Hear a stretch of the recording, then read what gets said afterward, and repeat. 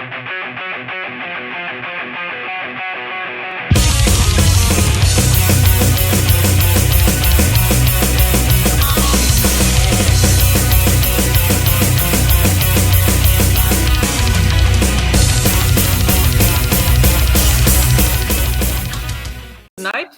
we have a surprise guest, so it's a returning guest. So our guest is hello. Hey guys. So Hassan, tell a bit about yourself. I play guitar in Neon Empire. I also do singing, and we help write the songs. And I've been living in Dublin for like nearly 10 years at this point. I'm from Kerry, Tralee, but originally I'm from Pakistan. My parents are from there. So yeah, just been. I moved to Dublin because I wanted to get into I felt like it was the place to if you wanted to get anywhere with music in Ireland, especially if you're in the metal scene. Dublin was the place to be because that's where all the bands come to play and stuff. I know you guys were talking about Fivers and stuff, being like the center point for all the bands to play and everything. It's a good starting point. It's really cool. But yeah, I do agree with you guys on the fact that bands do need to look into broaden their horizons and play other places and spread their music. Which I saw the tour for you guys being with Vader and Marduk. Now I don't listen to the bands, but I've heard of the names and I know they're big names. So congratulations on that. Really well done. Thanks. Yeah, can't wait. It's going to be our first gig after the pandemic. No pressure. So our last gig gig in 2 years. So our last gig, that's the one when we played with Neo Empire and another band. Oh yeah. That was our last gig. Now, Yeah, you guys got to the semi-final as well, which was pretty cool. Yeah. And when is the tour? It's in March. 8th of March. Oh, that's pretty soon. That's March. Yeah, that's in. We started 6 in weeks. 6 Netherlands. weeks, Netherlands. The first ones in Netherlands. Yeah. Okay. And Yeah. which So are they start a day before with the first gig in Germany. Then we joined on the second day, and then we decided let's go Netherlands, Belgium, UK, France, and back on that route for 10 days for us. Within those days, there's a indoor festival that we're playing in that tour. There's indoor festival in Germany. That's I know Vader is a headline of one stage. I think it's 3 stages, and another stage is Gravedigger. Does I know that German metal band? Yeah. I do like them, so I'm quite sure we're gonna join Night Hag gig. And I'm curious, how did you guys meet each other? Fibers in the gig. Yeah, actually, No, I think Hassan met Colin before. yeah. So I remember this was a couple of years ago. I was after finishing college, and I had to put music on the side for that whole period, and I was down to kind of get back into it. And Colin was like one of the first people I actually met after once I was trying to get back into the music. And at the time, it was me and another friend, and that friend had got in touch with Colin, and he was like, "Oh man, there's this place we can rehearse and stuff." So we went up to kind of jam with him. I saw that Colin was actually a really good drummer and everything, and the kind of stuff he was playing was really cool. You don't need to lie. Don't need to lie. No, I'm not. I'm actually not lying. He's not here, you're fine. No, we actually had a pretty decent jam, but I think I had a bit of a think about it afterwards. But the thing is, at the time, the kind of stuff I was writing was not necessarily maybe going to gel with, what the kind of vibe maybe Colin wanted. So I kind of just told him, the problem is I didn't say it there and then, which I guess in retrospect is something I should have done. But it was something that I kind of had to think over, for a day or two before kind of getting back to him about it. But yeah, so that's how I met Colin. And then, once I kind of started seeing that he started getting, a band together, I've been kind of following you guys since and kind of seeing your progress. So it's really cool to kind of see how, everything kind of came together. And now you guys have an album and it kicks ass. I love the riffs and everything in it, man. we waited a lot of thanks, man. Thanks, man. I will take that because the result's mine. But the album, we were supposed to record the album in Italy. That's Oh, okay. that was the idea. But then the pandemic hit, so the world went shit, and we had to postpone once, and then we weren't sure we would be able to travel because the second time that we were meant to record when actually we had the hardest lockdown in Ireland. That's we were like for 4 months on full lockdown, the beginning of last year, and then we were going to postpone to July, I think, and then or June, I can't remember. We wouldn't be able. No, we had postponed to April, but then it's like, oh look, we might have to postpone again. Then I talked to the guy. The guy's like, the next date available would be November. I was like, no way you're gonna record. We cannot wait till November. Yes. So then we rescheduled. We changed to Josh, and then we decided to do the mixing master in Germany. That's how the whole thing happened. We had to change the whole place where we're going to record because we wanted to have the album as assuming that the pandemic would be kind of gone or Dying things getting down. back to actually be there to tour at the same time the album's out, or then everything's out with a lot of bands playing, then you have to still record the album, then release the album, which we all know takes. But we record the album in July, and we release the album in January, so it's a lot of time into release prepping the whole work. Oh yeah, it's a big undertaking with albums, and yeah, Josh is the man to go to. Anyways, like you couldn't have picked anyone better. It's like a whole experience. You don't feel like you're actually doing actual like kind of work or whatever you're with him. It's just like just tons of laughs, and you just play a bit of music here and there and record some stuff, and the whole time it's just having a bit of crack. Yeah, it was fun. We were there for 3 weekends, kind of. We were there from Thursday to Sunday for 3 weekends to record. Oh, so you're kind of going up and back. Yeah. Oh wow, that's intense. So we went up the first week. I was talking to the guys. The way to record the album was different than most of the band. So first week, Colin was there on Wednesday, set up his drum kit. Then he recorded drums on Wednesday, Thursday, and then I got there Friday, and then I recorded So he recorded 4 tracks on that week. Then I recorded four tracks, guitars and micro vocals. So have 4 tracks almost done. The only thing that left at the end was the solos, but I recorded everything in that, like reading guitar leads, just left the solo to the end.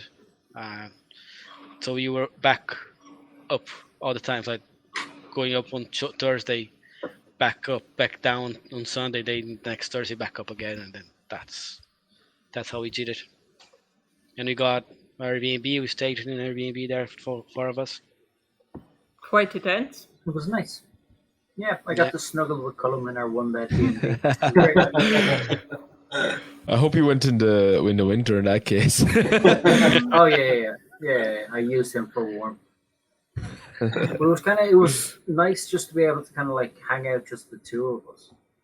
It's like, yourself, kind of when you're in a band, there's never just one-on-one time. With True, another true. band. There's always 1 or 2 other people there. So yeah, it was just fun to kind of like hang out with Cullum and realize that he is in fact insane.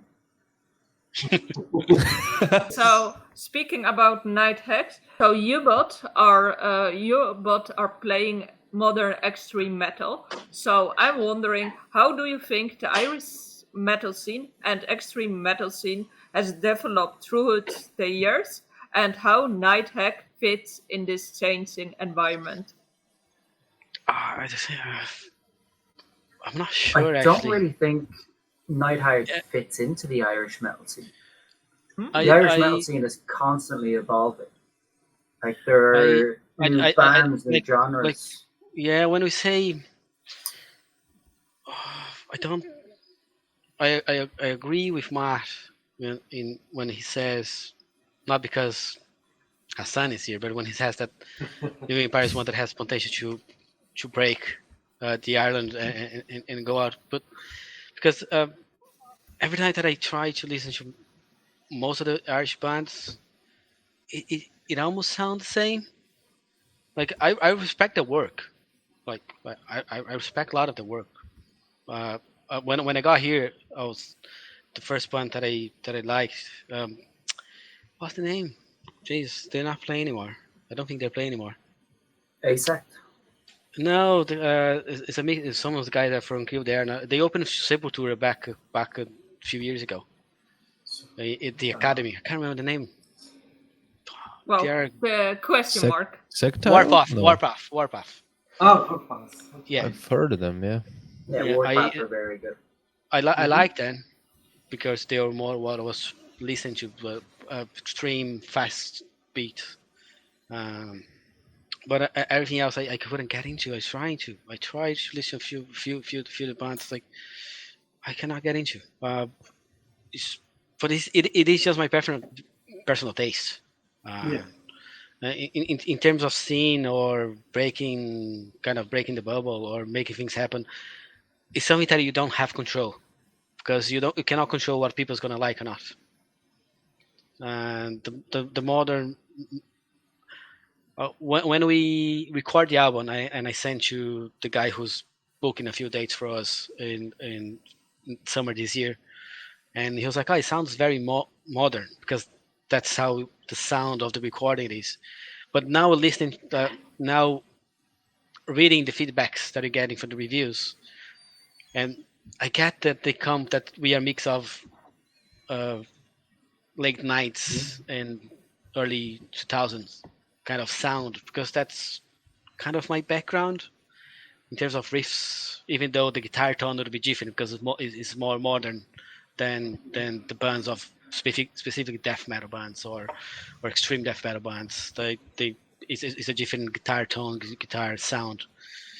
But we are kind of there. I think we knew what we wanted to the album. We knew how the album wanted to sound. But we're still a baby as a band, trying to mature and getting sound, and we are going to change. Experience is going to change. We're going to have some dubstep for the next album. Next one. And if we look at Night Hag, it's very extreme metal, and what I see in the Irish metal scene, it's very extreme here. So do you think that with the Rising Dread would be fitting here what music we play? Based on the It feedback, would depend on who's playing in Fibbers on the night. What do you think about Night Hag fitting into the Irish metal scene?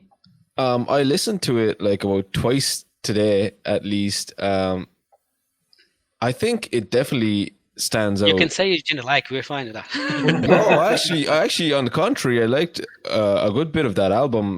Like, I think there's some songs that I need to kind of just listen to a little more to kind of, I guess, get them or whatever. But the Fallen was really good. I love the guitar riffs, the harmonized guitar riffs. That's just like My favorite too. I'm a sucker for harmonies. Like, really enjoyed that. And then there was another song. I think, what was it called? Was it Deceiver? The way it kind of starts, it's like a massive build-up. It was really cool. Yeah. But to come back to the question, I think, it did stand out quite a bit to me, just compared to a lot of the bands that I'd be hearing these days. One thing I have noticed is that there's a lot less riffs, even like, doesn't really matter with the genre, I think. But a lot of the bands that I've listened to coming out from, today, kind of like these days, there's more emphasis on kind of like chuggy stuff, and which is cool in its own place, but I think riffs do need to kind of come back, and I always enjoy a good riff. It kind of keeps you kind of into it. There's a bit of groove in it, and then the production itself is really good as well in comparison to a lot of other bands that would be releasing stuff. I think I don't know if it's a thing with a lot of extreme metal bands, but I think they almost take pride in the fact that the production is super raw. I don't know. Maybe it's just me, but I've never really been one for that kind of stuff. Like you see, if you compare a Brazilian band, Crisium, that I'm a big fan, they never ever recorded with a click. Never. They recorded a new album now. Oh wow! No click. They must have had an amazing drummer. I like how they approach that, because it keeps the dynamic of the song, because you don't have a click. You're just gonna go on that kind of BPM without noticing. I like that, and they are totally against. And the one thing that's like, how they get producers to work with them without click? Because a lot of producers, they don't work without click. A lot of them, like they work with the producer now, that the guy who did the latest the last 3 album Whitechapel albums and Devil Driver albums. That's the guy who's going to produce the album then. And they post that they just like, oh, the guitarist is very proud. It's like, we recorded no click. Interesting. And the really one thing cool. that I love about them is the guitar tone that you listen in the album is the same when you go live. You go live, like the guitar tones, it's amazing. The same the album, the same live. They're extreme. I know a lot of people don't like that kind of very extreme bands with the glass beats all the time. I like it. That's a lot of my background, and yeah, that's.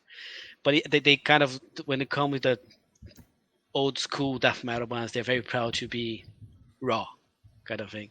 But it's hard to get raw now because it's everything digital. So they are very proud that back then they used to record in analog. There's no editing, there's no cutting, because you couldn't cut the tape to edit. Yes. I remember when I went to studio, going to record drums. Drums is from beginning to the end. There's no mistake in the middle. We cannot cut. If you make a mistake, we start over again from beginning to the end. So I remember when I went to record, that was 2001, I think, with another band that was in Brazil. That's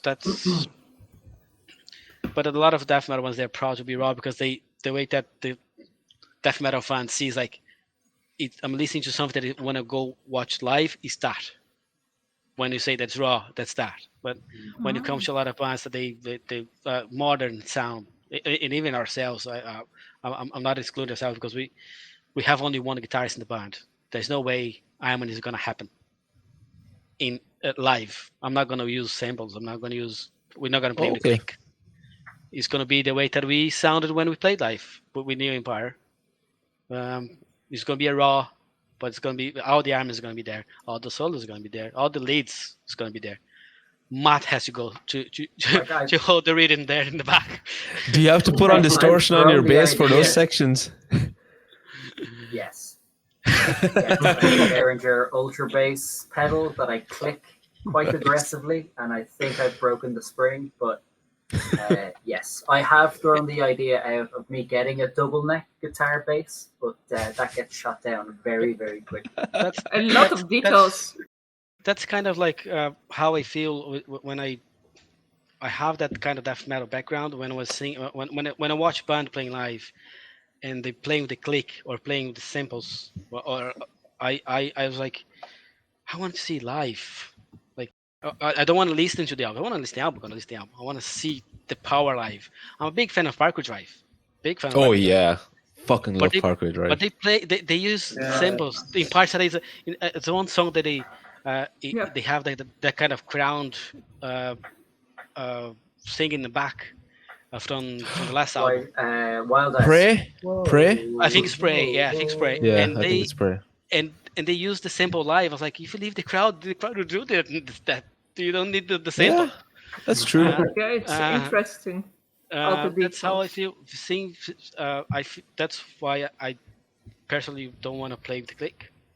The only track that we're gonna play with the click live is the Night Hag, because we're gonna use the sample. You have to be lined up. We're gonna use all the sound effects that is in there. Yeah. Because we have violins, we have keyboards, all the way that Renato did it. We need to be on with the click. That's all. So basically, there are a lot of details, and thank you for elaborating. So I think we got a really good taste of what the album entails and so on. So thank you guys for joining us and telling us about Rising Dread Night Hag. And we want to thank as well your label WormholeDeath for introducing to you guys. And we want to thank as well our collaborators for promoting the event. And thank you for all viewers who today watched. And if you want your own copy, Night Hag, and checking all details out, just click on the links below. And also like and subscribe the Metal Galaxy, as we will be back with more content.